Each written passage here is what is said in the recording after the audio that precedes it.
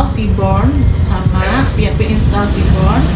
Habis itu kalian install Matplotlib-nya. Setelah udah semuanya ke download, kalian bisa langsung buka Jupyter Notebook-nya. Di sini ini karena aku udah. Langsung buka SMPP-nya saja. Nah, kalau misalnya kalian belum hijau di sini, tinggal kalian klik aja Apache sama MySQL-nya sampai berwarna hijau. Klik di bagian sininya karena aku udah. Sehabis itu kalian buka localhost, lalu klik php myadmin.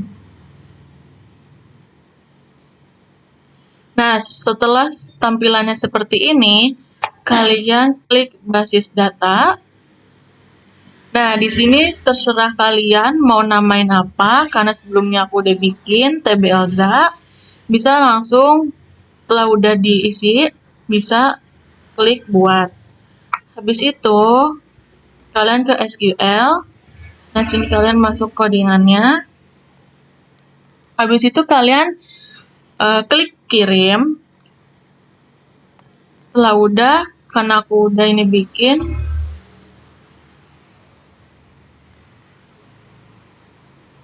nah ini aku udah ada.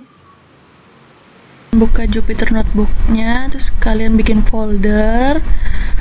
Di sini aku udah namainnya itu ya, terus ada database-nya, Excel. Ini kalian harus juga udah punya database-nya, dimasukin di satu folder. Terus ini codingannya harus jadi satu ya. Lalu ini codingannya.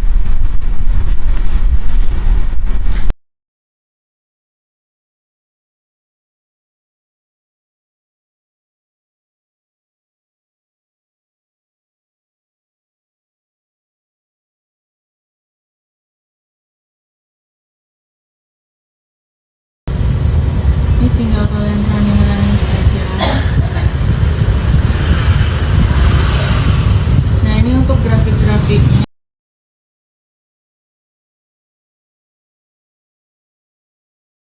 Nah, ini untuk data yang sudah ada di Seaborn.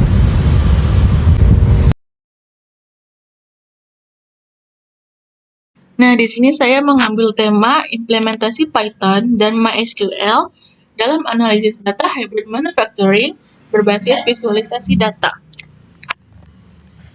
Yang pertama itu latar belakangnya.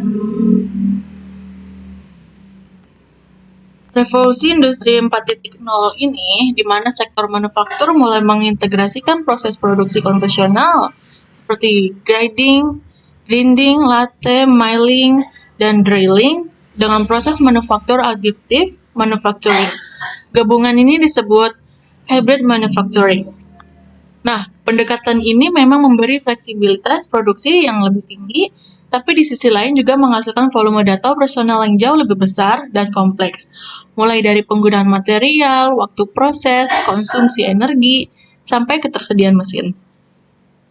Nah, masalahnya, data yang tersimpan rapi di database itu masih berupa data mentah yang sulit diinterpretasikan langsung oleh pengambil keputusan. Data tersebut perlu diringkas, diperiksa kualitasnya, dan disajikan secara visual supaya pola-pola penting, misalnya hubungan antara status pekerjaan dengan jenis operasi, mesin yang digunakan, atau kategori efisiensi ini bisa dipahami dengan mudah.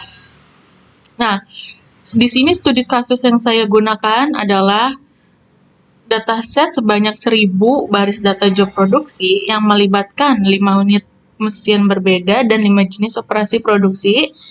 Ini dianalisis menggunakan pendekatan visualisasi yaitu Matplotlib dan Seaborn. Selanjutnya yaitu tujuan penelitiannya. Yang pertama yaitu mengimpor data mentah dari CSV ke basis data MySQL secara terprogram menggunakan Python. Yang kedua yaitu menghubungkan aplikasi Python dan basis data MySQL untuk pengambilan data atau query lebih lanjut. Yang ketiga yaitu melakukan pemeriksaan kualitas data seperti jumlah data, job ID unik, dan nilai kosong.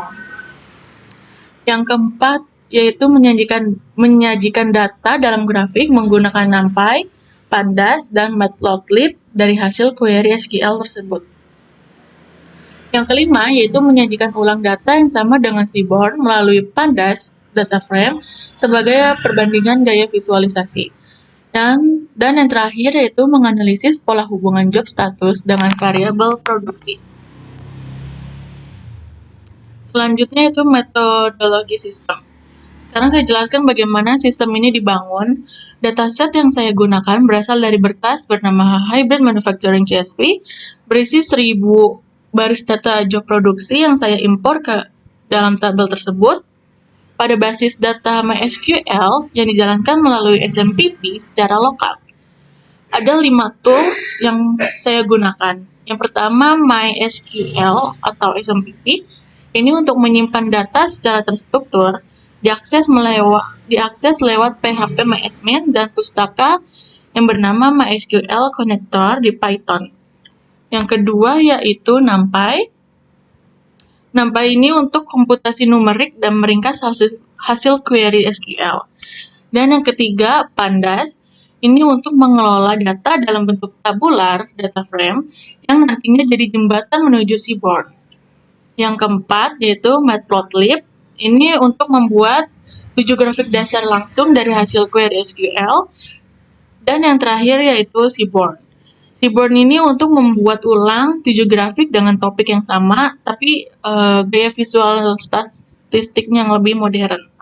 Program ini saya bangun di Jupyter Notebook dengan struktur 5 bagian. Pertama pemanggilan pustaka, kedua import CSV, yang ketiga import CSV ke MySQL, yang ketiga koneksi ke basis data khusus analisis, yang keempat 2 fungsi bantu yaitu fetch all untuk menjalankan query dan group bar itu untuk membuat grafik batang berkelompok, dan yang terakhir itu blok-blok kode pembuatan 7 grafik Matplotlib serta 7 grafik Seaborn. Selanjutnya itu ringkasan dan kualitas data. Sebelum kita analisis grafik-grafiknya, saya melakukan pemeriksaan kualitas data terlebih dahulu. Hasilnya yaitu tabel manufacturing memiliki total 1000 baris data dengan 1000 job ID yang seluruhnya itu unik-unik, artinya tidak ada duplikasi data. Namun, dari 1000 data tersebut, ada 129 data actual start yang kosong atau nol, dan 129 data actual end yang juga kosong. Artinya, ada 129 pekerjaan yang tidak tercatat, kapan benar-benar dimulai, dan 129 pekerjaan yang tidak tercatat, kapan benar-benar pekerjaan itu selesai. Sementara untuk kolom material use, tidak ada satupun data yang kosong. Itu artinya data lengkap 100%. Nah, yang menarik ini angka 129 data actual start yang kosong ternyata sangat dekat dengan jumlah job berstatus file, yaitu 128 job. Ini bukan kebetulan ya, ini mengindikasikan bahwa job yang gagal memang cenderung tidak pernah tercatat memiliki waktu mulai aktual, karena prosesnya ini memang tidak pernah benar-benar berjalan sampai tuntas. Selanjutnya, grafik yang pertama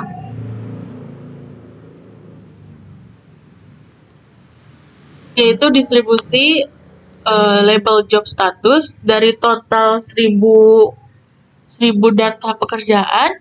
Kategori komplit mendominasi dengan sekitar 675 pekerjaan atau 67,5% dari keseluruhan data. Sementara itu, kategori delay berjumlah sekitar 197 pekerjaan atau 19,7%, dan kategori fail merupakan yang paling sedikit atau yang paling rendah, sekitar 128 pekerjaan atau 12,8%.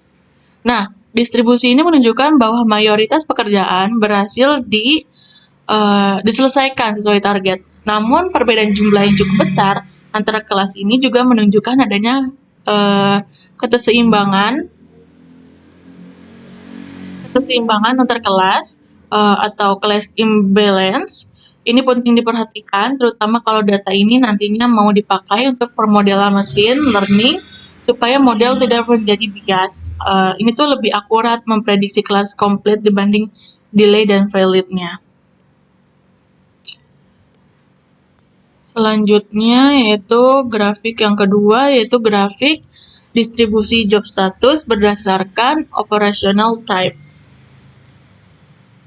Selanjutnya, grafik 2 ini memecah distribusi job status berdasarkan 5 jenis operasi yang saya sudah katakan sebelumnya, yaitu ada grinding, additive, lat, milling, dan drilling.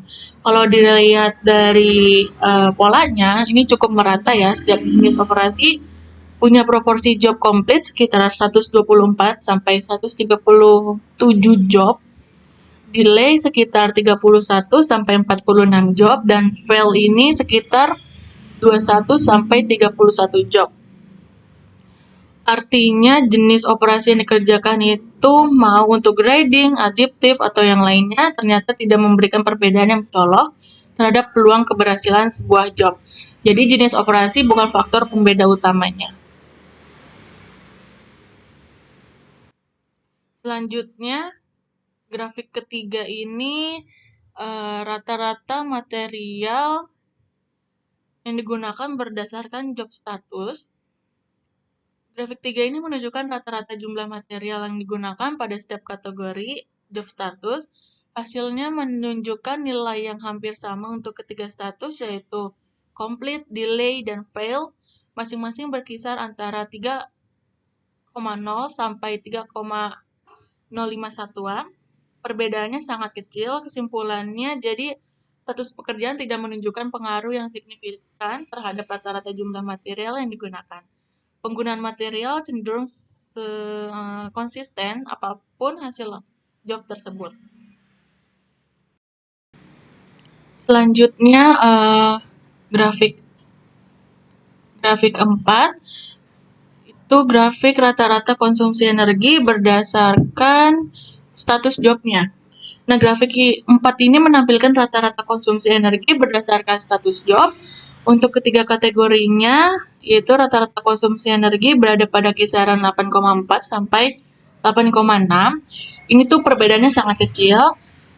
Lalu status valid memang punya rata-rata konsumsi energi sedikit lebih tinggi dibandingkan yang komplit dan delay, tapi selisihnya tidak terlalu signifikan.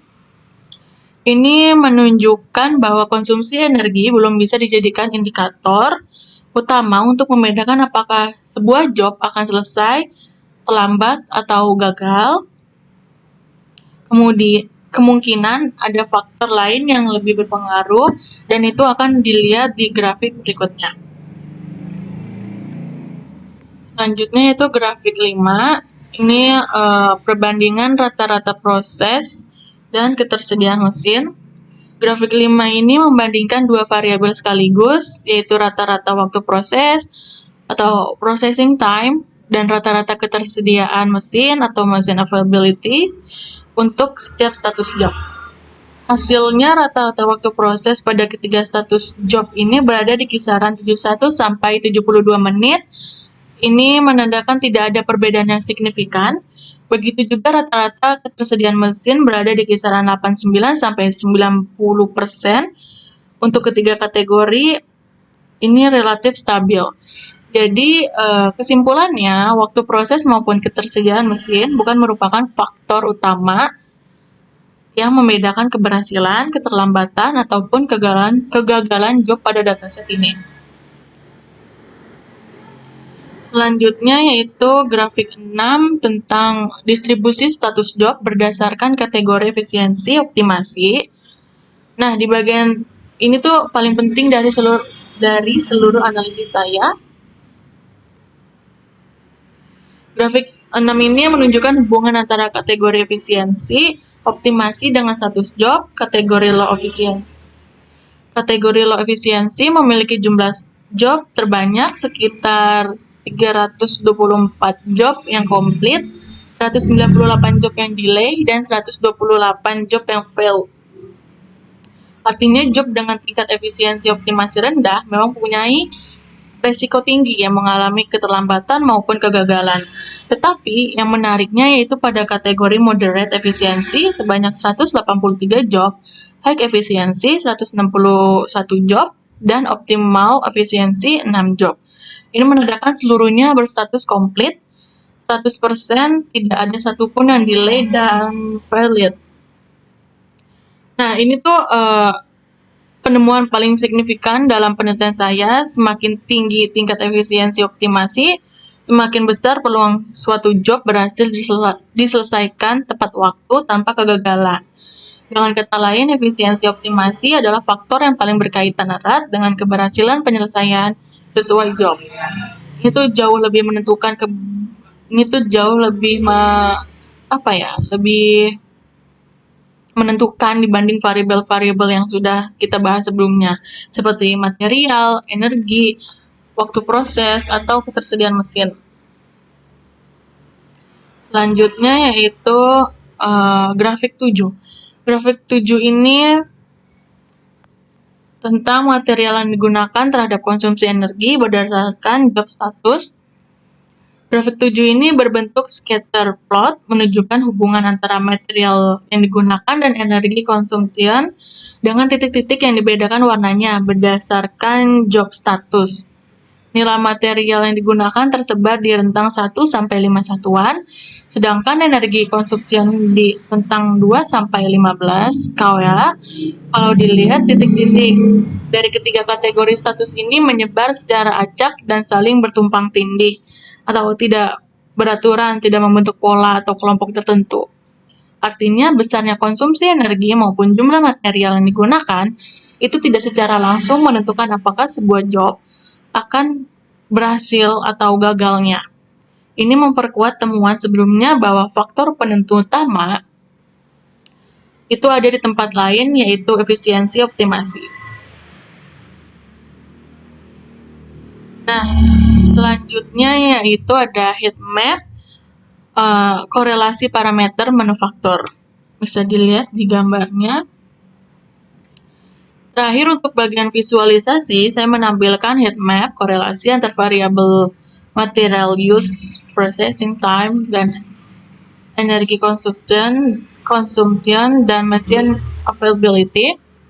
Hasilnya menunjukkan bahwa hubungan antara variabel-variabel ini tergolong sangat lemah karena seluruh nilai koefisien korelasinya mendekati angka 0. Lalu sebagai contohnya, korelasi antar material yang digunakan dan processing time hanya 0,01. Ini material yang digunakan dengan energi consumption itu bernilai 0,02. Material yang digunakan dengan mesin availability itu 0,01. Processing time dengan energi consumption dan mesin availability masing-masing 0,0. Nah, ini tuh satu-satunya yang agak menonjol adalah korelasi antara energi consumption dan mesin availability, yaitu minus 0,07. Nah, ini artinya itu ada kecenderungan sangat kecil. Di sana semakin tinggi konsumsi energi, ketersediaan mesin sedikit menurun. Tapi pengaruhnya sangat kecil dan bisa diabaikan. Kesimpulannya, variabel-variabel operasional ini cenderung bersifat independen satu sama lain dan tidak ada hubungan linear yang kuat di antara mereka. Yang terakhir yaitu kesimpulannya.